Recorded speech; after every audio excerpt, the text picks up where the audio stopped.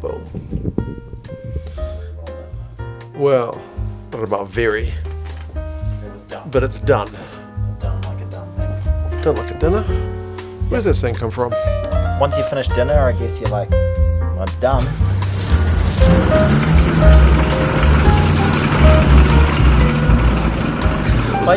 When I worked in boarding school in the UK, Yes. one of the It's the time you met Prince Charles. it is actually I know you. photo is not there. There is a photo. If I could really be asked, I could put it up there. But you can't. I can't. It's a film photo. It's not even digital. Oh, wow. Yeah, I had to get That's a print. extra I had to get a effort. print. It's at my mum's house actually. Wow. Yeah, it was 2000 Yeah, and film cameras, it was 2002 when I met him. buying film. Yeah, yeah, and I went all around Europe with a film camera that year, and it was like there was something exciting about getting them developed and all that. You got a sort of thing. limited number of shots, and you've got to wait to see how they come out. And then you get them and you go, oh, I'm Oh, really man. shit at taking photos. Yeah. Yeah, most of these are just of my mate's testicles. We've all been there. And then you have to realise that the guy processing them was like, oh no, just another Kiwi's European trip. What have I done with my life? Yeah, exactly. This dickhead's all around Europe. I could be doing I that. feel like I've put that one a little bit close. I'm talking about a light here, by the way. It's pretty bright. Anyway, I felt like I had a point before we started going. I feel like I had a point and we went on 3 tangents, and I don't remember what Something the about point. backpacking around Europe, Prince Charles, boarding school. Oh yes, done like a dinner. Done like a dinner. The guy, one of the housemasters. Yes. Who you had to The have surname was dinner. like imagine like Harry Potter, and you Yes. sit up the front, and all the boarders are down there, and I had to sit at the front table as one of the Gap students. And every time he finished dinner, he'd say, "Well, if that's dinner, I've had it." Like without fail. Yeah, it was this thing. Well, if that's lunch, I've had it. And you're like, well, yeah, you have. Good on you, Mr. Potter. It wasn't Mr. Potter. What was his name? I can't actually remember his name, but the main guy was Mr. Spridgens. Spridgens. He was a taskmaster. He Really? was. He ran every day. And he was a diehard Manchester City fan, which is the reason why I support Manchester City. Prior to them getting rich. Yeah. We had Paul Gota. I mean, they won against Manchester United that year, and it was a big event. It was a huge event, and he refused to buy like a Vodafone phone Because they were sponsoring Man United. Yeah. Wow, Yeah, better that's dead next than red. level. Better dead than red. That was all that shit. Next level. I'm gonna bring that back a little bit because I feel like It's gonna melt you. Absolutely blasted by that bitch. I'm going to open a beer in the meantime. You do that, Mark. I feel like we can kind of take our time this week. I feel like we can kind of just shoot the breeze. Oh shit! Oh, he's busted it. In 2 cents, gets distracted. Oh no! You may not have heard the shriek Oh no! of Tony as he just broke the light. He may not have broken it, but it fell over. It fell over and it's not working. It is now not working, which is, I think, by definition, how you break something. Well, this He one knocked it over and it stopped working. This one wasn't working already, and Now it's working less. Oh, we've got lights. Jeez, that is bright. turn it down. Turn it down a touch. Oh, Oh shit! he's busted it again. Oh, this is amateur hour. Well, and when It's never been professional hour, has never it? really been that professional. It's very finicky. It's quite a nice beer, though. Nobody bought us these beers. If you want to sponsor us... did buy us those beers, Mark. Oh, really? Just a long time ago? Oh, it was Tony. Tony bought the beers. Exactly. Tony didn't steal them. Yeah. Tony's just saying he bought the beers in case they didn't I count didn't- on a microphone. I said nobody bought us these beers. Well, Yeah. Tony bought them. Yeah, exactly. But what I meant to say was, We didn't. if there's you want no to sponsor sponsor. the podcast, we can buy a new light. Yeah, and then it'll keep me from shoplifting beers. Okay. Then get in touch. There's some big games coming up. Oh yeah. Think of the sweet views. We asked for recommendations Yes. last week, and we got a series of them. A couple of weeks ago. Yeah. Who do we have? Jimmy KP said, "I've bought these guys beers, Yes. and I've thoroughly enjoyed them drinking them." Yes. Also, some of the others, they all said that they thoroughly enjoyed it. It was thoroughly worth it, but it had received 0% increase in sales. Oh. But they said they all would recommend. We would do again, but none of them have. but they might. We've had repeat. I mean, Sports Forecast has sponsored us a number of times. Oh yes, my Old mate, Graham, your mate Graham, my mate Graham. and I've mucked my paw up immediately. yeah. That's terrible. And we had a few who bought kind of multi-week deals. Oh yeah, that's a big moment. We Yeah. should have like signing ceremonies on those ones. Give them a t-shirt. Signed a deal. We've had t-shirts sent to us. We've had Yes, Ballard. Boxing. We had the rugby jerseys sent to us and hats and stuff. Raleigh. The rugby jersey that I got the one that is so. We took a photo of it, and it's about 16 sizes too small for me. No, we really do appreciate it, but it's like a beach one. Tony's daughter's gonna wear it. Exactly. Holy smokes. My one's fine. It was in a video the other day. Yeah, because I held them up and you said, I'll take the bigger one. And I was like, I'm the bigger guy. I'm probably more rotund. Yeah, maybe. Yeah. Putting on a few kilos since my in-laws have been staying with me. Oh, they're gone now, yeah? They have left, yes. Well, the thing with the podcasting, you generally talk into the microphone now. This is how it generally works, yeah. Indeed. Now, we're here. We're here. We do come here. This is usually where we do the podcast. What's interesting There's about it? been rugby on. Are we launching Rugby Chat? This is the 1 week we need to delay Rugby Chat as long as possible. I just want to say that we're in an unusual position in that there's no games to get. There's been no Super Rugby, URC, Top 14, Premiership, Test matches. But there has been NPC. It's been NPC and Curry Cup. And First 15 Rugby. And the South Africans love their First 15 Rugby. We love our First 15 Rugby. Yeah, it's just been a little bit kind of rugby light. Yes. Squid called it top flight rugby. There's a big absence of top flight rugby. And that's okay. Yeah. A week or two. To be honest, I could have done with the test matches being 1 week closer, to be honest. You'd be like, you wanted us to just have got the first matches. Oh, you mean the upcoming test? Yeah. I feel like, because we got to this point at the end of the Ireland game and everyone was like, bring on South Africa. And I was like, that was Justin Marshall. I know he said that. But then just the whole atmosphere was South Africa's next. Let's go. This greatest rivalry. And then everyone was like, okay. And really, it was like the waiter coming out going, your meal's coming up. It's going to be amazing. It's going to be beautiful, but you're not getting it for 6 weeks. It's like, that's dinner, and I've had it. If you want dessert, you need to wait until come back. Yeah. Come back in a couple of weeks. She's a long wait. So I feel like there's been so much content out there still and people making stuff and putting all sorts of interesting and different statistics out there about how the series is going to go, and everyone's playing Nostradamus. But yeah, still a wee way off. We're still got to keep our powder dry somewhat, and we've got the Stormers in a week. I guess. You know what else is going to have to whistle? What else is going to have to? Well, Japan is taking on the Wallabies. Oh wow! And Argentina versus South Africa. Yes, that is coming up. Yeah. It is coming up. But we've had tourist teams announced. What else can we talk about? We've got an agenda. We're almost got an agenda. We actually had to sit down. We very rarely do this. You do this. You write down notes. Yes. But you were so desperate. My notes are usually games. Yeah, exactly. Score lines. You were key talking points. You were so desperate you asked me what we were going to talk about. Yes. Yeah. That doesn't usually happen. And you're just chuffed that you've got a free video on your channel that you don't have to delay. She's lean pickings. You know what you could do? Idea for a video. I don't know how the fuck did I survive COVID? I did a video every day during COVID. You were doing reviews of old games, were you? I didn't just do that though. I did some of those, but I just. How is new COVID going to work? What are the teams going to do? I just think I don't know. I just talked stuff. You talk shit. I guess because there was no chance of any rugby going on. Yeah. So yeah. But the thing about it was the views were probably still half decent because everyone had nothing to do. Maybe. The views weren't too bad during there, were they? I was still working in my uni job at that time, so I wasn't that worried about it. But I just remember doing a Wednesday live stream of let's watch the 1987 World Cup final. Live stream. Yeah.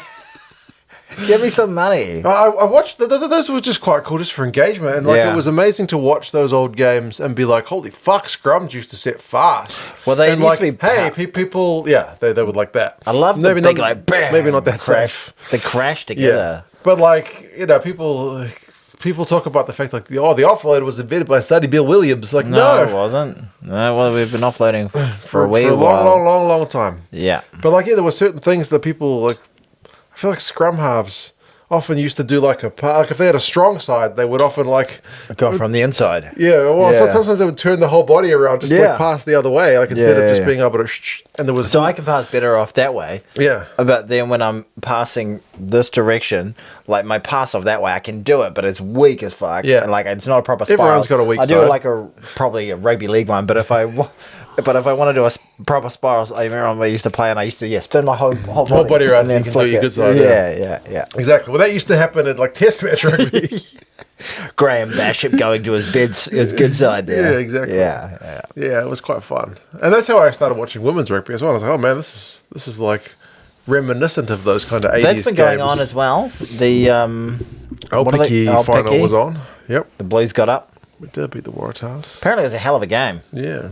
Apparently, we had a goal kick to win it right at the end, and one of the ladies had an absolute brain fart and just tapped it. Really? Like right out in front. Then we got a penalty, like a kick to win the whole competition, and she just goes and taps it. And then they were like, "Oh fuck, we're playing." So thank God they scored. They were like celebrating, high fiving, like, yeah. Play. But imagine if they screwed it up and they're like, we could have won it. Beatrice. I don't know what the name of the lady was. I haven't watched any women's rugby for a while, to be fair. Yeah, I didn't watch. I watched the highlights at the very end of it. I think I did watch a bit of the highlights of Alpiki, the other final, like the Alpiki New Zealand final. Right. Not the Trans-Tasman final. Was that the Trans-Tasman one on the weekend? Yeah. The one before, that was the champions of New Zealand playing the champions of Australia. Yeah. Do you think we should do that with men's Super Rugby? Just like they play Super Rugby Australia, we play Super Rugby New Zealand, and then the winners play each other? No. Five teams over and over and over and over again. I would like to see the winners of the Prem, the URC, Super Rugby, and Top 14 have a little stoush somehow. Yeah. That'd be interesting.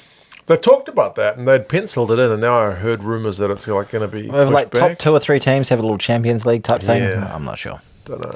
It's just the rugby globe is not a practical one. No. It's just not a practical one. Well, I think the Nations Championship showed a bit of that with the horrendous travel some of those teams were doing. And here are all the Northern Hemisphere people going, hey, do you know how far away these countries are? And we're like, we know. New Zealand's right next to Australia. Yeah, it's right next to Australia, but it's still the same distance. Like from Edinburgh to Morocco or something. Yeah, that's right. Yeah. Crazy. And people in Edinburgh are like, our Moroccan neighbours. Yeah, exactly. People like saying New Zealand is next to Australia is like saying Edinburgh's next to Morocco, same just distance. down the road. Yeah. But I guess they're near to us. And pardon me? They're the only people. They are, that's it. And Fiji, same sort of difference. Fiji. A couple of hours away. They're in the same time zone, which is nice. Fiji? Yeah. I like going. It's nice to go there. Never been to Fiji. You should go. You played touch there. I pulled a hamstring. I played golf there and sweated a lot as well. Oh, nice. Good stuff. All right, Mark. Yes. Thoughts about the upcoming tour of South Africa? Are you feeling terrible? You're self-flagellating yourself? You're so worried about it? Cry wanking as you go to sleep because you're so worried about it? Or just so pessimistic you're contemplating the meaning of life? Now, I give you these options because if you listen to any South African media at the moment, it feels like basically a lap of honour before the game. Have you been doing SA Rugby Mag again, or what? Maybe. Some people have been saying that you're becoming the New Zealand I'll be Keo and Zels. I'll be the New Zealand Keo. No, there's some of them are right, but there's a lot. It's just very much not a lap of honour, and they're all very excited about it. They're all very much looking forward to it. But I'm really actually enjoying it now in terms of the fact that I think it's actually a really nice position to be this much of the underdogs. It's weird because there's been a few people trying to turn Justin Marshall's comment like bring on South Africa to mean like now you think you're the favourites. No, it's just like bring it on, this is going to be awesome. And then there was another one, apparently I think Bryn Hall said we're run them off their feet. Said we're going to run them off their feet, which is, I would interpret that to mean that's the tactic. That's our tactic. They wanted to tire them out because the Boxer got a big pack. Yeah. I don't think that means like we're going to win 4-0. I think and We are very much the underdogs. 100%. And then Watto's one was the one where I was like, oh, just shut up. You know, Mark Watson, he said, Oh yeah, they what were did he morally, they're technically correct, but morally bankrupt or something. Or morally, he's a real shock jock though. he really is. He said that the All Blacks should be dropping Richie McCaw and Dan Carter before the 2015 World Cup. He went on rants about that. Yes. Good call. He's known for his out there takes. He's the Matt He doesn't Williams. back down. He's the Kieran Zells, maybe. Just the Yeah. full-on extreme. Don't really listen. And I think there's some them saying morally corrupt is way too much. Like it's. I didn't watch that, but I knew about it because I did some stats from the Nations Championship, and one I looked at was just how long did the games take. Yeah. And our games were like middling. Yeah. And the English games, because only 3-game sample, I was just looking like kickoff until final whistle. But that includes, and it's cutting out halftime. Yeah. But it's pretty blunt. So that includes heaps of stoppages. It could be TMOs. It could be. There's so many varying factors these days. There's like literally in the England Fiji game, there were water breaks because it was fucking hot. So that includes those. But. Like South Africa's games were fast as fuck, and apparently he'd been saying. I still think the South Africans are like. I think there's validity what he's saying, but just the language is a bit much. Like I think it's gamesmanship. You mean with like some of the loophole stuff? Yeah, well, not just the loophole stuff, but they do go down to like calf strains and laces and. Well, in the Nations Championship, the games were the fastest. Just how many times do you send them? The one thing I don't like that they do right now that I see in their games that I see more in South Africa's games than anything else, they do what's illegal in NHL. Like they feel like a little clip to the face, and then they go, and then they look at the ref. The box. I see the box do it more than anybody else. Nah, the Argentinians do it the most. Yeah, they are. Geez, maybe they do. Maybe Definitely. Maybe I just got a bit of a keener eye on the box watch. You do. Yeah, they just ref. There's a Nick bit of White balking. with the freaking. Oh, come on, man! Yeah, no. I never got that feeling about the box. They've been doing it for years, and they do slow the game down. Like part of the reason I was curious to have a look at the numbers because my gut was. I feel like the South Africans probably take things a bit slow, but they honestly came out of the Nations Championship. There's 3 games. It's a very small sample, but I'm just saying they came out as the quickest result of all the teams, and they were dominating all 3 of those games. So they didn't need to. Maybe it was just less TMO. Maybe that's I'm hoping if we get enough games into that sample, it'll. But I don't think that's at all morally bankrupt or anything like that. It's just the nature of their athlete are these big, fucking warriors that like can crush mountains as they walk through valleys. Like they're just huge human beings, and like if they can just keep the amount of work that they do on the field to a minimum and not exert too much energy, they maintain more power and they play a power game. They love a slow game. A slow, very powerful game where they dominate the collision and they're able to get turnovers. They also sub their forwards really early, though. I think that's another factor. They don't expect their forwards to play 80 minutes. Yeah. Like a lot of teams, if they've got a really good prop, like Xander Ferguson for the Scots, they play him like 65, 70 minutes. Yeah. Like, the Boks never do that. Woodcock used to play forever. That's what I mean. Yeah, that's just... I think more and more teams are just realizing, like, man, you're better off just letting your forwards go hammer and tongs for 40. Especially the front rowers, because there's a good chance you can replace your front rowers if they go down injured anyway. It's crazy, yeah. I've been watching a bit of stuff about the 96 tour in the past, and they weren't allowed to replace players unless it was for injury. So their props, like Olo Brown and Craig Dowd, played 4 test matches back week to week to week to week to week. 80 minutes. 80 minutes. So in South Africa. And Sean Fitzpatrick. It's nuts. But one thing I do like about rugby, well, I have in the past, is the looseness that the game creates when fatigue comes into the game. And that, we talk about how it's a game for all shapes and sizes. One of the shapes and sizes is the tiny guys, the real little men who are able to exploit gaps when people have got a huge, a few Ks in their legs and a number of collisions in their legs. I miss that about the game. Nowadays, the little guys are still like 5'10" and like 85 kilos. Like, that's a little guy. Yeah. Like, remember there was that Japanese halfback playing for the Highlanders? Like, he was genuinely like, he's fucking small. Yeah. But he's way the exception and not the rule. Who was the last really good small guy?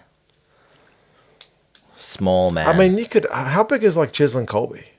He's pretty small, isn't he? Or is he just, am I looking at him against, like he's standing next to someone who's like 12'5"? Well, even like someone like Aaron Smith wasn't big. Yeah, I suppose so. Grant Fox wasn't a big guy. No. You know? Remember that we went through that phase of like people like Jimmy Cowan and Byron Kelleher. Cheslin's They were all massive halfbacks. Which is not huge. No, he's not. He's small, eh? Yeah. Aaron's is small. They've got those nippy guys on the wing. Because if they live off high balls and scraps, and when they get those scraps, they can crush with footwork. Remember Terry Wright? Loved a bit of Terry Wright. He wasn't real big. He was pretty slender. He wasn't. But this is like That's amateur era. He looked like an amateur rugby player. Yeah. But like John Kerwin's build was the future. Yeah, 100%. Not the Terry Wright. Terry Wright was... Some people don't actually know John Kerwin used to be a player. He wasn't just like a hot take pundit. He was a very good rugby player. An outrageously good rugby player. Yeah. Scored one of the tries of the World Cup. Yes. Maybe the first try in a World Cup where people went, oh, whoa, yeah. Jeez Louise. Against Italy, ran through the whole team. So we picked the squad to go to South Africa. You were asking me way long ago what my kind of expectations and thoughts were. Yes. And you were talking a little bit about, prior to us recording, that there's some non-test matches coming up first and how those are kind of damned if you do, damned if you don't. Yeah. Because if we win, la-di-da, you beat the Stormers with no All Blacks. Yeah, with no Springboks. With no Springboks, yeah. And if you are either run close or you lose, then you're shit. Yeah. But I think maybe the flip side is true with the test matches, in that I think we're kind of expected to win one. Yeah. I think that's where the success or failure is kind of the line is at. Like, if we win one, it's a pass. Yeah. If we get swept, then that's not great. Devastating. And if we win two, fuck me, moral victory. Yeah. I still can't accept any of that. I honestly can't. Like, as an All Black fan, like, the rational part of my brain's like, that makes sense. Yeah, I guess that makes sense. Of all the test tours we had in South Africa, we won once. Yeah. There was a lot of shit that went on before that. Tours, yeah. We've won 63. They've won 43 or something in the overall rating rankings, and they're an incredibly good side. Recent times, it's rather box. They're winning the decade. They're winning the decade. That's for certain.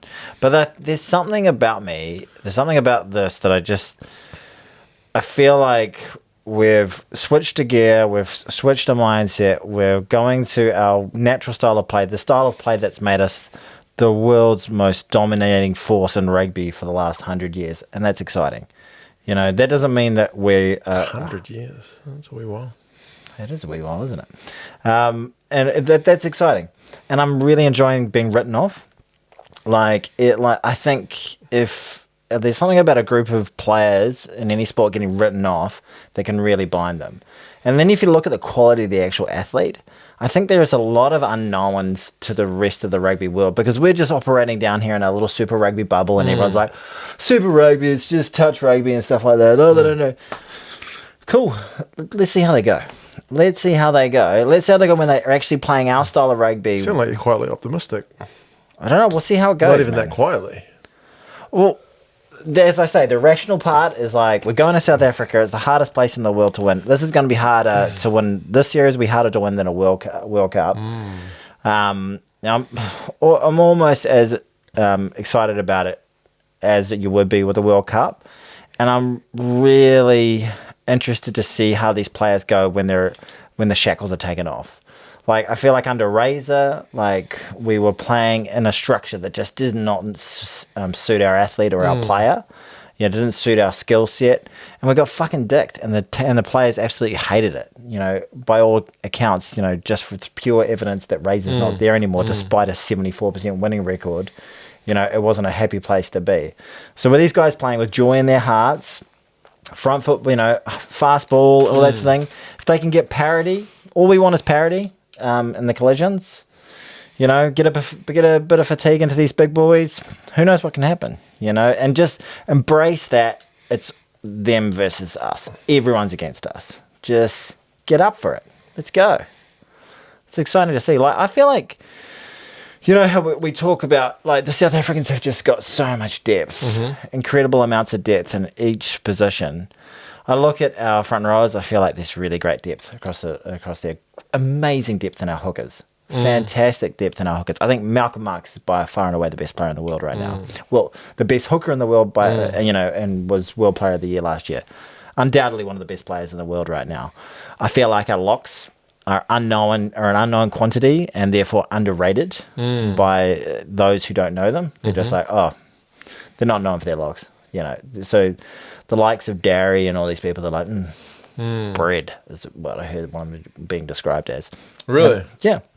So I'm really interested. I think we have some of the best outside loose forwards in the world by far and away. Incredible depth there. I think we've got at least 6 players who could play a test match quite comfortably in those positions. And then throughout the back line, Geordie Barrett is a crucial position for us. I feel like if we had a midfield combination that didn't have him in it, that'll be a weakness, especially up against the likes of Jesse Creel. You know, that is going to be a bit of a struggle for us. And the other part that makes me... But if Geordie's there, I've got Quintupaia outside him, but Quintupaia, ALB, Rico to Pinch, these are all world-class, very good players. You know, Proctor has shown glimpses of what he could potentially be. There's still depth there. The other point of nervousness for me is Roygaard. If Roygaard goes down... If he gets injured, the drop-off is pretty titanic. Yeah. Runnima has had some nice moments in All Black jerseys. He's solid. Yeah. He's set up some nice tries. Yeah. You know, he's a very good player, but he's not Roygaard. Roygaard is... That's the thing. He's like the Stephen Donald to the Dan Carter. You know what I mean? It's just they're on different levels. One's solid, good player. One's... People talk about Runnima as like he's shit because he's not Roygaard. Yeah, and that's what happened to Beaver. That's not fair. Yeah. Still a good player. That's what happened to Beaver, Cruden. What was the other guy called? Slade. They're all dog water. Yeah. But they were good players. I think Cruden never quite filled his potential.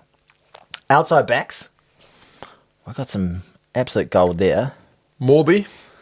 So that's the thing. Morby, Caleb Clark. I made this point in the video today, and you've kind of touched on it. The fact that, like, if you have not watched any Super Rugby, you don't know what's coming. You didn't really watch much of the All Blacks during the July series because Morby got 2 games from the bench. And he looked outstanding. You'd be like, who the fuck's this 28-year-old Love it.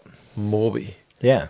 Like 28 years old, outside back. What's he doing debuting for the All Blacks? Aren't they supposed to be sending him off to France at this point? Yeah. Or Japan? Not supposed to be getting a debut. No. And like there's... and then obviously I'm very comfortable with Love there.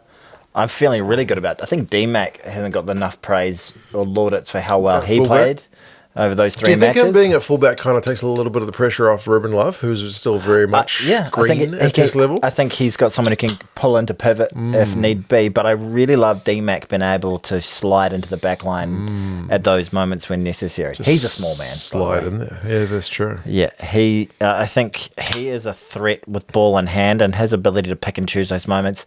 And then you've got maybe the world's best finisher right now, and Will Slade, who... Will Slade, eh? Good old Will Slade. Will Slade. If there's one thing I've said in all my years of 2 Cents Rugby is I love watching Will Slade. Will Jordan, because, you know, people say all he does is just catch the ball. Just like, you got Colin Slade on the brain. You're just like, he's left such a deep impression on me really does. that I'm going to mistake the all-time leading try scorer for the All Blacks and just chuck Colin Slade in there. Yeah, okay, I'm retarded, all right, I know it. Okay, it's true. All right. So people say Will Jordan, like critics of him, I've seen people say, well, he just catches the ball and goes over the line. But his ability to be in the right place at the right time, his support lines... Yeah. His swerve at pace, his ability to gas a man. Yeah. You know, it's some second guys to have got none. a really good read on the game. Yeah. Some guys are really fucking quick. Yeah. He's got a bit of both. So I feel like there's players underneath all those players that are able to step into those shoes, not at a pinch even, but relatively comfortably. You know, the ones that are not comfortable are Geordie. Memory card full. Motherfucker.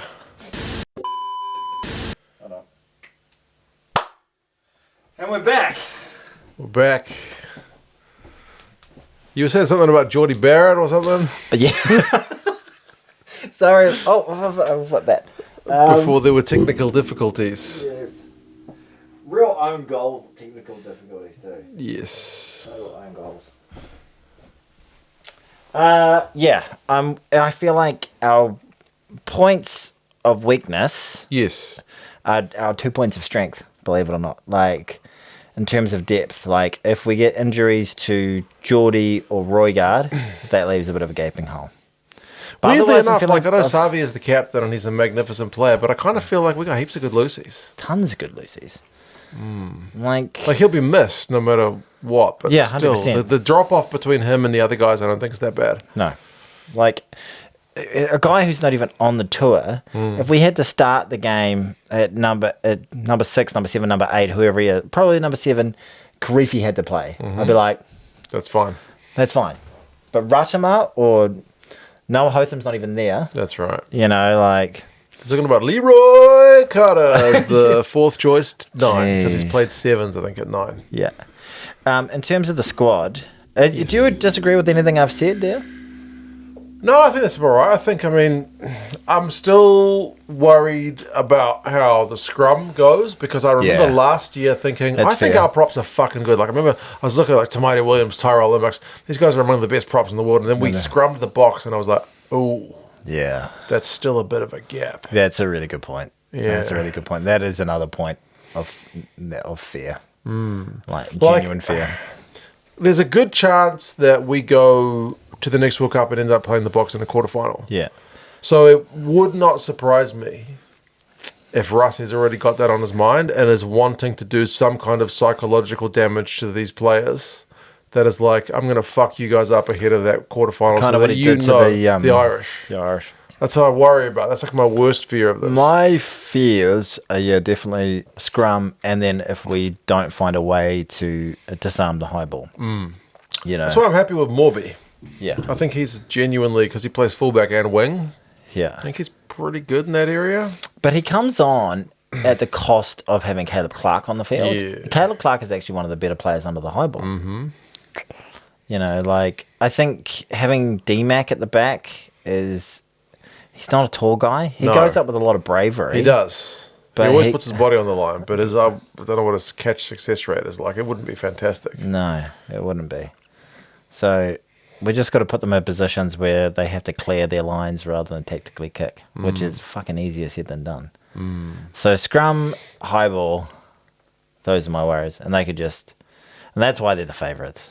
Like, that's why most of us are at a position where we're like, 3-1 would be... Okay. And I don't want to win the fucking Baltimore test. That's not the one I want. Really? Like, I want Ellis Park.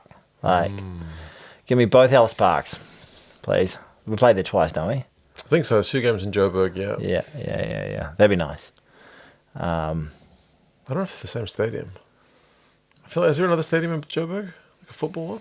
Yeah. I looked at the odds, and if I put $500 on the All Blacks to win all 4, how much do you think I was going to get back? A bundle. $10,500. Wow. I think that's probably not a great bet. Would you? I'm not, and I don't have flutters. You don't have flutters? No, not I have very, very low ball flutters. Yeah, you throw a couple of shekels here and there, don't you? $5-10 on a game here or there. Right. You know, And it just, like, for me, like, $5 on this game, like, I'm 100% invested in this game. Like, Well, fucking yeah. get in there, boys. I probably no. I was I about remember to. Patrick Pellegrini once, like, with the points difference bet, fucked me over with Moana Pacific because I was like, there was a kick at the end of the game, and I was like, if he gets this kick, Moana get within, like, whatever Yeah. points difference. And I was like, he's one of the best kickers in Super Rugby, Yeah. and he fucking missed it. I was, like, I was livid at, like, my $5 or whatever I'd lost. Damn you, Patrick. So, in terms of the squad that we're sending over there, Yes. are you happy with it? Alarm bells? What do you I got? don't think there were any huge like omissions apart from maybe Karifi, but we're so stacked in the loose forwards, and if Dave's Christian really Liliafado? Christian Lealiafano, the former Wallaby, who went on and played for Samoa. Yeah, I got half the name. He survived leukemia. Miracle Whailangi. Miracle Whailangi, he plays for Samoa. He's Samoan. Oh, shit. Christian, who am I thinking of? Leo Willie? Leo Willie. Yeah, maybe These names are hard, all right? Maybe ahead of Tupou Tailoa, but I don't think Tupou Tailoa is going there to play a test. Yeah, he's just going in there to get some experience. It'd be a great experience for all these boys, eh?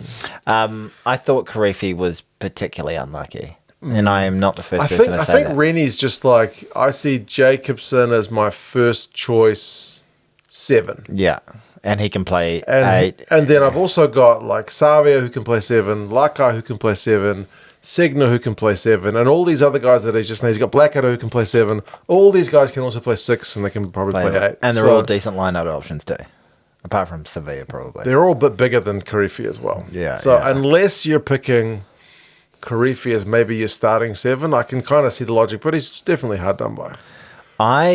It made me think, like, would Josh Kronfeld make the squad? Obviously, he's a bit old. I know he's a bit old, but Josh Kronfeld was an out-and-out 7. Yes. And that was all he could do, but he was one of the best 7s in the world. And, like, he was around the ball, pilfering the ball, you know, would rob a try here or there from running a good support line off Jonah or whoever. But he was an absolute specialist in the loose forward trio. He was never an 8, he was never a 6. Yeah. So have we just lost the ability, especially in the loose trio, for a specialist? Jerome Kano, he could play 6 or 8, maybe. He was never a 7. Richie would get into the odd, like, number 8 every now and again. Very rarely. Yeah, but it happened. But it helped that he was the greatest All Black of all time. That's true. Yeah. Gives you a bit of leeway. And I think, because he's almost like the same sort of body shape as Artie, and he's not better than Artie, and they want Artie to be on the field for almost 80 minutes every game. So what impact can he add that all these other players... That's the thing, because if you're probably not starting him and you don't want a specialist 7 on the bench, why do you pick him? I guess is the logic. Well, maybe it's a little bit like the old Hooper Pooper. Pocock, the Pooper. The Pooper, the Pocock and the Hooper that you could have. That was a great combo. Yeah, you two. It just lacked a bit of the height at line-out. They struggled. They sacrificed the line-out to attack the breakdown. Yeah, a little bit of physicality in the collision, maybe, but they were both game tacklers. Oh, fuck yeah. Yeah, but they were just lightning around the breakdown. Yeah, especially Pocock was the stronger, the they breakdown option. They pushed us in the World Cup final against the greatest rugby team of all time. Yeah. Tough stuff. Yeah, you got to feel for him. Just a victim. But he's the only guy. Him and Hotham, I suppose, are the only real big time omissions. Yeah. What does Noah Hotham have to do to get a? Don't know. Was there anyone else at in first 5 that you could have slicked over Jacob that you can think of? The Moonga question remains one that, like, yes. Now, he's eligible now. If you guys don't know, Richie Moonga wasn't eligible to be selected for the All Black squad because he hadn't been playing rugby in New Zealand. But now he has. But this weekend just gone, he played NPC from the bench. He played a glorious 20 minutes. Yeah. He came on, he dropped the ball. He missed the conversion. He missed a sitter. And then scored a winning try. And then he ducked around a ruck and scored a snipe from number 9. Little snipe and won the game. It was a good game, Matt. Yeah, I watched that. That one and the North Harbour game were probably the best of the weekend, I think. But and both our teams lost. This is a real tangent. Tangent time. But the NPC, which is 3rd level rugby here in New Zealand now, National Provincial Championship. This has just gone back free to air. Oh, is it? It's on TVNZ. Wow. For the first time in so many years, there's actual live rugby on free to air. The other day, my brother, who's like doesn't really follow any sports anymore, but if anything, he would have followed cricket. Yeah, he called me, and he was watching rugby.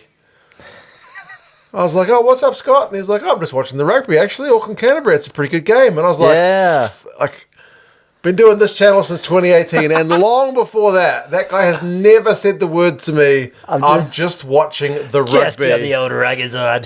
Never. Kids are in bed.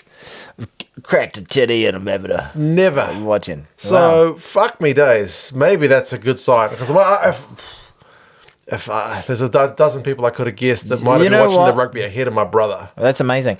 You know what? I had a little bit of a similar story. I had a mate of mine who doesn't watch rugby at all because he just gave up on it because he said it was just all box kicks and reset scrums. He was like, fuck, rugby got so boring. But he said, I watched the All Blacks this year and they were running it. It was great. And he was like, are they just going to go to South Africa and is it going to be back to the fucking bullshit? And I was like, I don't think so. I think they've got to endeavour to run it. I was like, you should have watched Super Rugby. There was like, you watched because some people had written it off. Yeah.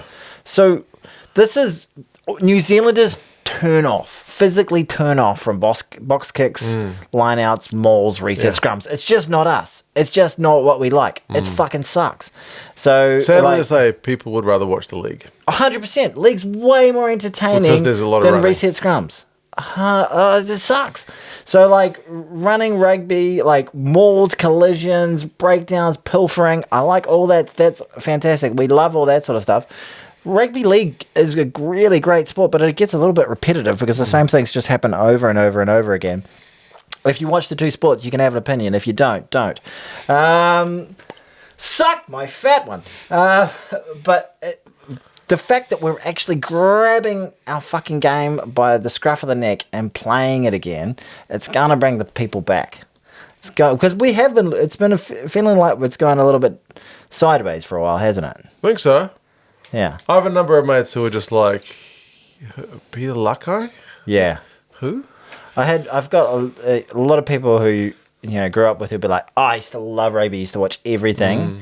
But now I try and watch the All Blacks, but to be honest, I'm not even that's interested. Like we were like really going south in this country, so this is really it's all turned a corner after 3 games. Turned the corner, and we're getting written off, and this is going to be the greatest 4-0 of all time. Imagine it. 4-0 series win to this team. Okay, the All Blacks is my logo is literally like fucking. Falling off my jacket. It's a metaphor. Which is going to be replaced. Yeah. My old jacket's being replaced. Yeah. New one's in the way, so maybe. You got your tag hanging out back there, not that they can see it. Do I? Yeah. Fuck me days. Oh, jeez, you must feel so foolish. Terrible. Wow. But yeah, there's the Morgan question at 10. Speaking of the NPC, he's now eligible. So if anyone goes injured, do you think he gets called up? Probably. If they're like, Jacob stubbed his toe. No, not even Jacob. What if they're just like, one of the props is hurt? Better call him Richie Mo'unga. Like, remember the Box did that at the last World Cup. When Marks went down, they called him Pollard. Yeah, because Pollard's known for playing. So a little bit of work for them. Yeah. I don't see it happening. No.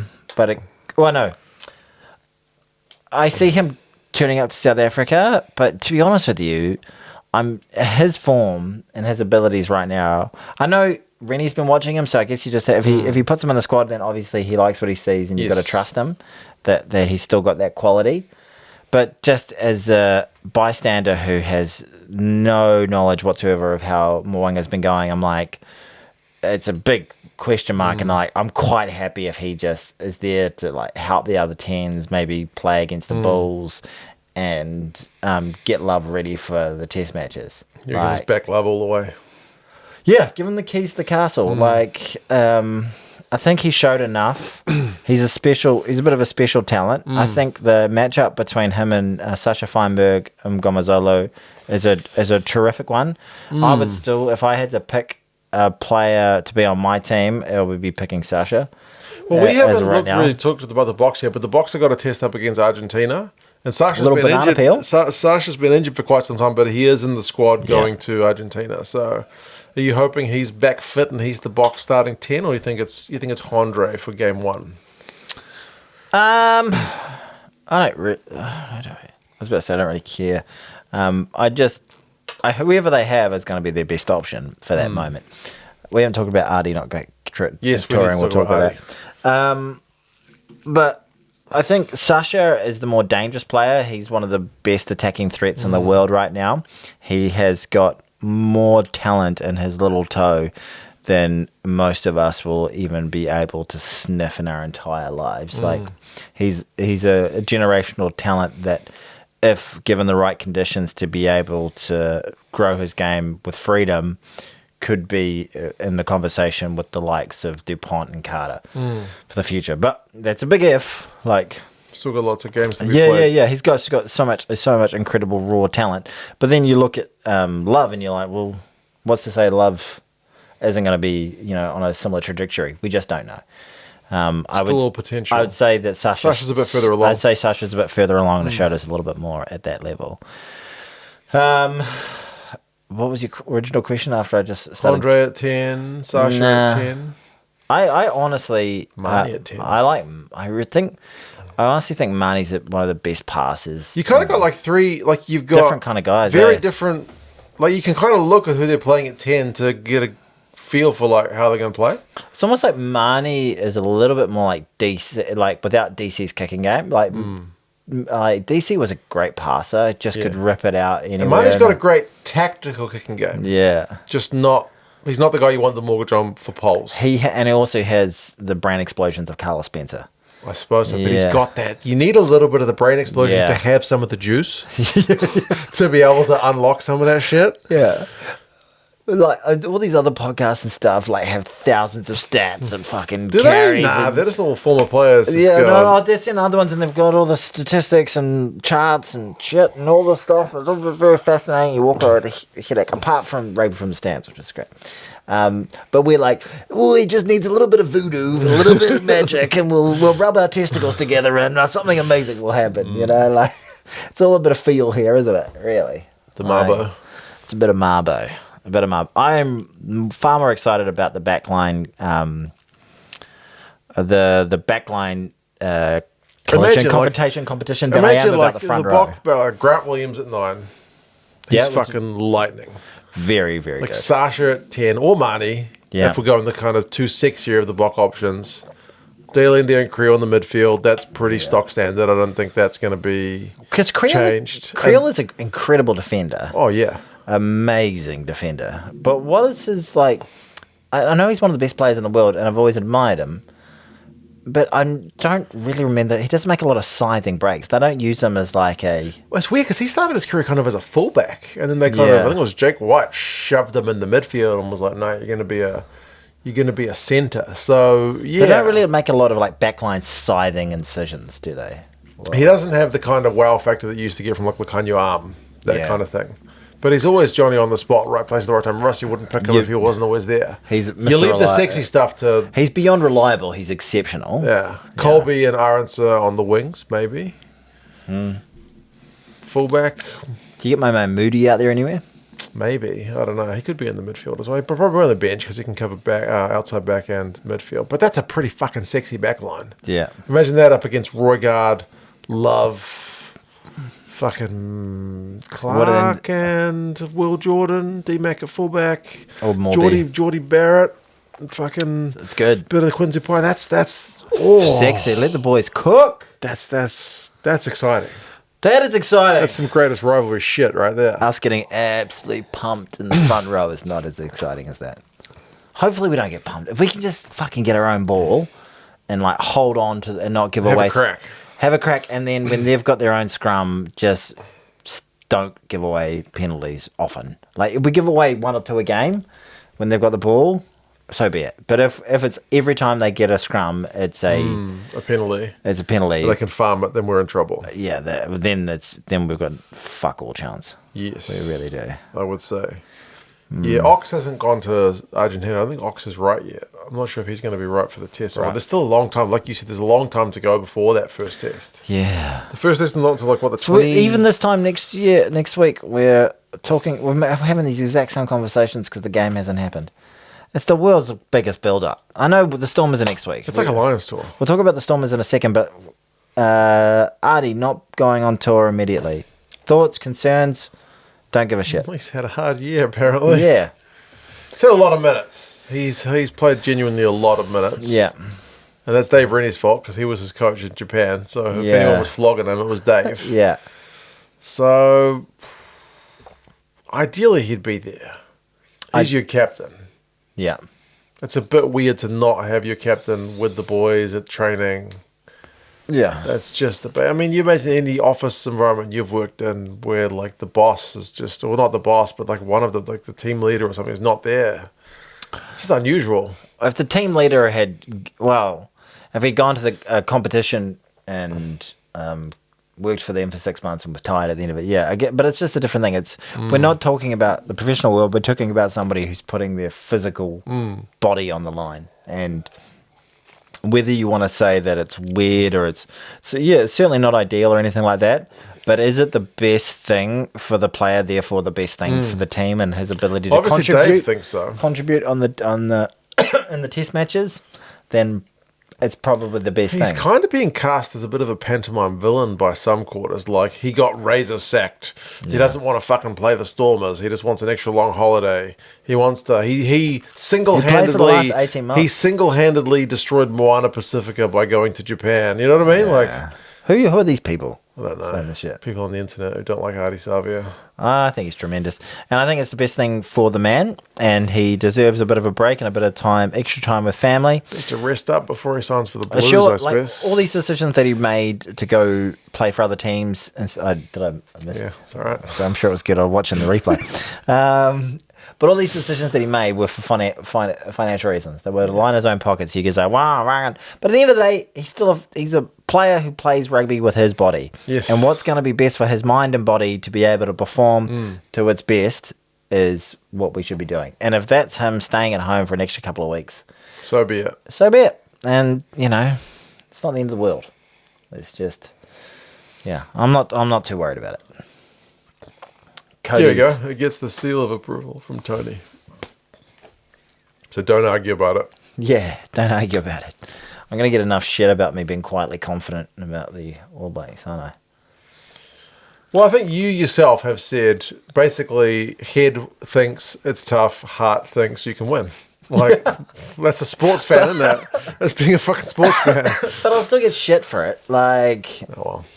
anyway. Go watch rugby league. I watch rugby league. Said from a bunch of people that don't watch rugby league is the only thing that irritates me about that comment. Go watch rugby league. You don't watch rugby league. You don't know what rugby league is. The NRL is incredible. It's awesome. It's big in Super Rugby. It's big in the fucking URC. It's amazing. I think it's even bigger. I think it's even bigger than the top 14. Oh, it is. Yeah, I did some stats on it. It's yeah, massive. yeah, it makes way more money. But in terms of, but it's just on this side of the world, so they just whatever it is. But in terms of, if you had to walk up to a random stranger in New Zealand, okay, I'm going to say anywhere in New Zealand, okay, Auckland and the rest of New Zealand are two very different places. You just have to make a call. Okay, you don't know where I can't put myself in a non-Auckland shoe. I don't travel that much. You're in a white box. You've been picked up by some alien vessel. Like, honestly, walking down Christchurch is very different from walking down Papatoe, man. Come on. The Warriors sold out like crazy down there. They sold out in Wellington like crazy down there. They had Hikoi marches. Like the whole town went nuts when they went there. Like, they've been pretty awesome when they've been traveling around the country. Anyway, so if you were put into a white box with a New Zealander, and why am I in a white box? Because just to be completely non-descriptive. Am I in a room? No, it's a box. Okay, I'm in a box. A big white box, okay? A big white room, okay? And then they said to you, you have to talk about a sport with this individual, and if they don't know enough to be interested to maintain the conversation for more than 90 seconds, we're gonna chop your nuts off. Okay? What are you going to lead with? Are you leading with the All Blacks or the Warriors? You got to go to the All Blacks. You got to go to the All Blacks? I think so. But it depends on the time of year. If it's April, May, you got to go to the Waz. September, I think we can get into All Blacks territory. But if we're in the finals, September footy. That's a big if. So you feel, I reckon it's a real 50-50. Yeah. It's a real 50-50. Because it's, I don't know. Yeah. Anyway. But maybe, I think this particular new All Blacks team is we're just seeing the very first green shoots of tipping the balance back in favour of Union. which I'm happy about. And I still want the league guys to be successful. We're likely to get a second NRL team at some point as the NRL continues in the its South expansion. Island. Their ultimate journey. What are you looking on your phone? Oh, I'm just checking because I didn't write down the Springbok squad. All right. Like Seo Khaleesi's he's in the squad to There's Argentina. been a bit of hoo-ha about whether he should be a starter or not. Is that just a bit of shit? I don't... Is it... They got heaps of good loose forwards as well. I think they'll start him. He'll play 40 minutes? But that's the thing, they only expect him to play 40 minutes. And Russell's got that whole thing where they don't even have to play 40. He's just like, you go until we think you're not... We think you're like... Once you're not able to give what we want you to be able to give, then we pull you. Yeah, right. It's like no shame in that. Like sometimes it's like you've seen guys pulled like after 20 minutes. Yeah. Well, I think if you get pulled after 20 minutes, you haven't met the standard. Didn't he say that? Like someone got pulled really early on and they were like, why'd you do that? And you were like, we weren't seeing what we wanted from them. Yeah. I don't know what player that was. But I vaguely remember that. Yeah. And it was a new guy, a guy on debut or something. Was it Ben Jason Dixon in one of his early tests? I can't remember. Yeah. But we do have the Stormers coming up. Stormers. That's this coming weekend. That's at 5 a.m. All the provincial games are 5 a.m. Which is not, like, 5 a.m. is not, it's not the worst time. 6 would be nicer. 7 would be great. Well, 8 would be great. 9. 10.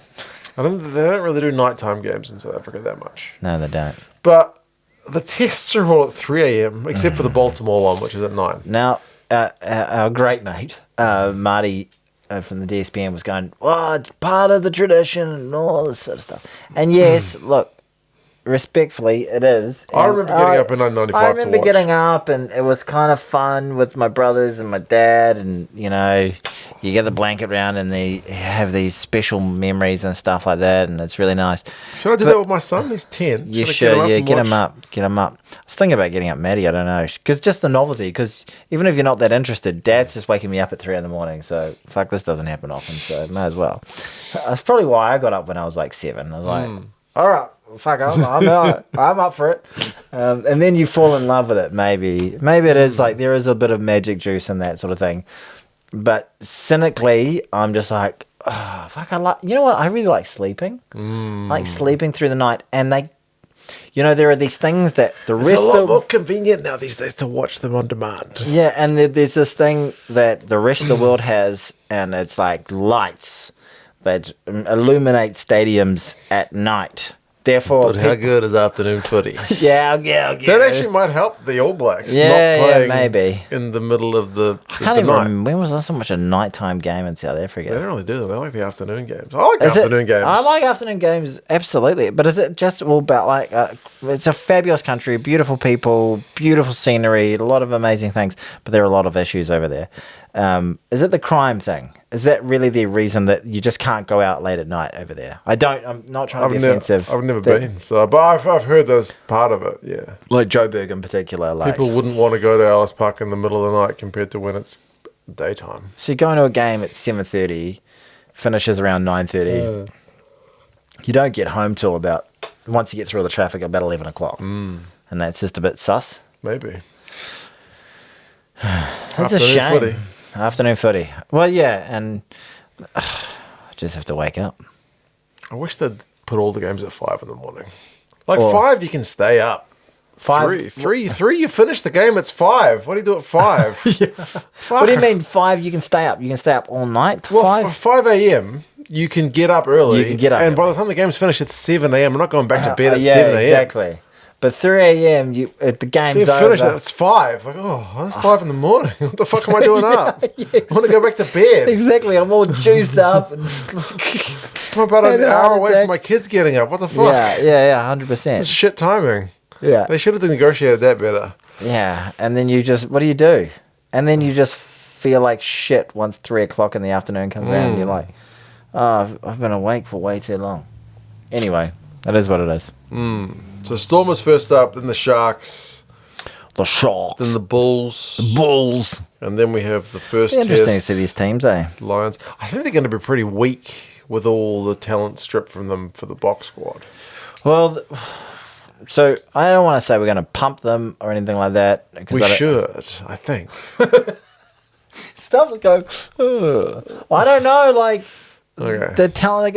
Sometimes I remember the British and Irish Lions under Warren Gatland came here. I remember their first match was against like the provincial fucking Heartland something fucking team, like guys who couldn't even make any of the other Super Rugby team. The Super Rugby teams without all their All Blacks. Yeah, Bryn Gatland was on it somehow. And they did hard work. They've made real hard work of it. Yeah. So who knows? Well, I think part of that as well is like when you get a group of players who haven't played together. And they're like, all right, well, let's get a good hit out here, fellas, and just try and do the best we can. Get some combinations going. Get this one going, especially when it comes to the Lions. Yeah, it's a different kettle of fish. But the other side of it is you're up against all these players going, this is my chance to play the All Blacks. This is my chance to play. Yeah, I could get a contract out of this. Yeah, this is my chance to play the British and Irish Lions. Yeah, like this is one of the biggest games of their entire life. So they're up for it. It's like cup football. Yeah, right? They're in a totally different mental place. Yeah. So I would not be surprised if we lost one of the provincial teams. No, one of the URC teams. Yeah. Damn. Well, you were way to deflate that balloon. Well, you were like, you think we're going to put 60 on each of them? Nah, not 60. But I thought they should be comfortable ones. But anyway, I'm so kind of a little bit squirmy about them. I don't even know if I'm going to wake up for them. Like, I think I might just have to try and watch them stress free. Okay. Stress free watching is wake up, check my phone, and go, oh, we I can watch that.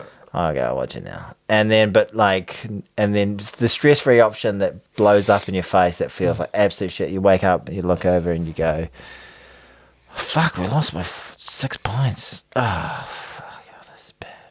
I'm now going to fucking watch it. Like that. Okay. Yeah, that's not even. I kind of did that like with ice hockey. I follow one team in the NHL, but if they lost, I just do not engage with that content at all. No highlights, no game. Like it's weird when they don't make the playoffs. Like fuck, it's weird. Every time I saw them play, they won. Why the fuck aren't they in the playoffs? I'm sorry, because I didn't watch any content when they lost. Yeah. I'm a bit like that as well with a few teams. Like and just oh god, I'll just roll over and go back to bed for a bit. I should wake up and watch it. Probably. Because I don't want to feel stressed about the fucking Stormers. And like as I said, I said this during the Nations Championship, watching that Italy game convinced me that I have a really good life, because I was like, I don't ever feel this shit.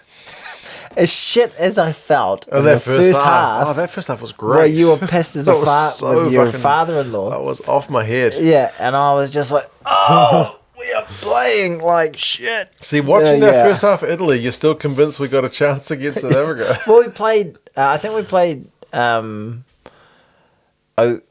relatively well against a French team that I think a lot of people are just underestimated. Just saying, well, they were just B team. A lot of people just go, no, Dupont, that's a B team. Yeah, but like that. Luku is one of the world's best. Jelly Bear was fantastic. Yeah. Adesogbe is one of the best wingers in the world right now. Yeah. They've got depth crazy for days in their forward pack. Like, that was a good team. They literally have 14 professional teams in their top division and then a fully professional second division as well. And they were taking it a little bit more seriously, this competition. So I felt like that team was a significant test of a first-up All Black performance. So that was nerve-wracking, and I'm glad we got it done. And then the first half of Italy was shit. We had 20 minutes... I think our whole performance in Italy was not great, to be fair. We had 18 minutes of really good rugby or something like that. And then I thought we played good All Black rugby.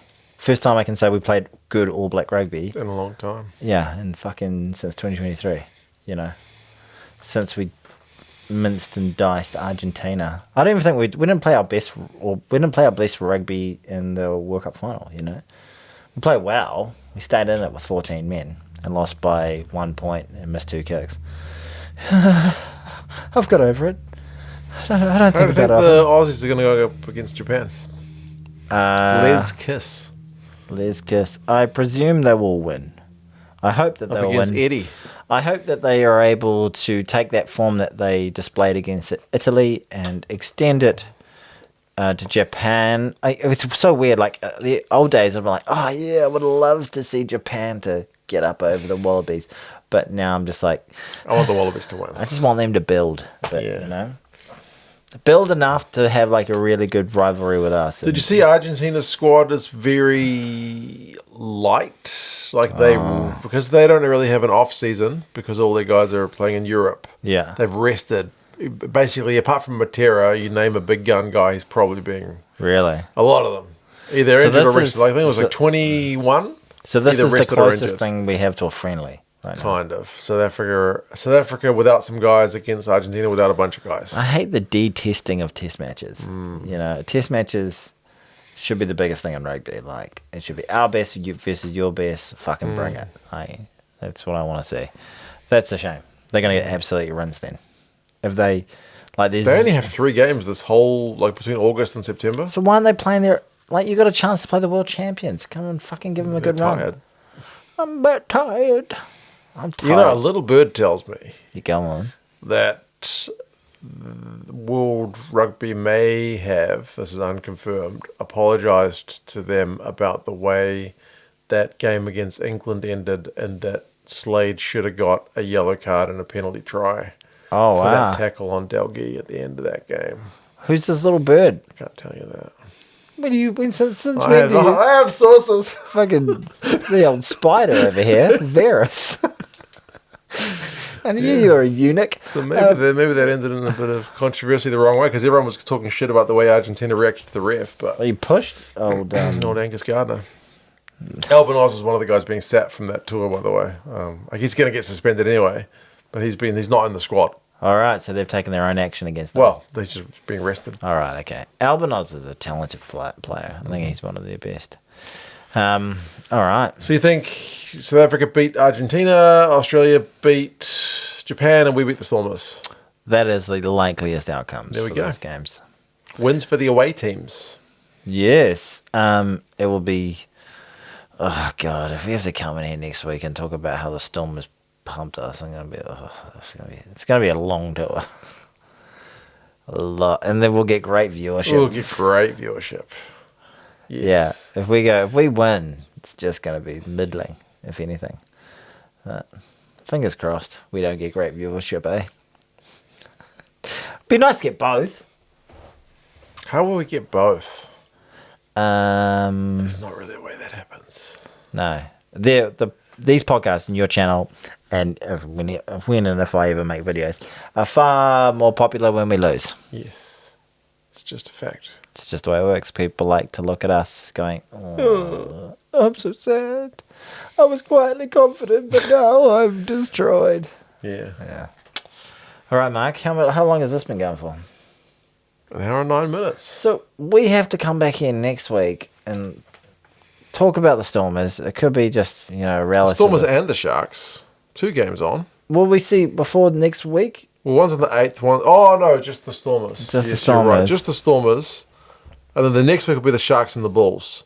But we'll have also had the Japan-Aussie game. So there's fucking rugby on. Rugby! Rugby's happening. Fantastic. North Harbour lost to Tasman. Yeah, in a cracker. And Auckland lost. And my favourite thing about that game against Canterbury was packed out stadium for an NPC game. Not quite packed out. Some of the stadiums looked pretty good. Cool. Like the one in Southland looked all right against Otago, even though they got pumped. Because it's Stag Day. Yeah. Yeah. But Wellington looked awful. Yeah. There was nobody at Wellington. Come on, Wellington. It's a big stadium. It's like they had 2 bays open and they were not full. Some of them look better than others. Bugger. All right. Fantastic. Well done, Mark. Another week talking about rugby that hasn't happened. God, it's a long time to percolate on. Let Tony know in the comments why he's an arrogant piece of shit who thinks All Blacks are going to win 4-0 based on what he said here. Yeah, it's good about this. No one's listening.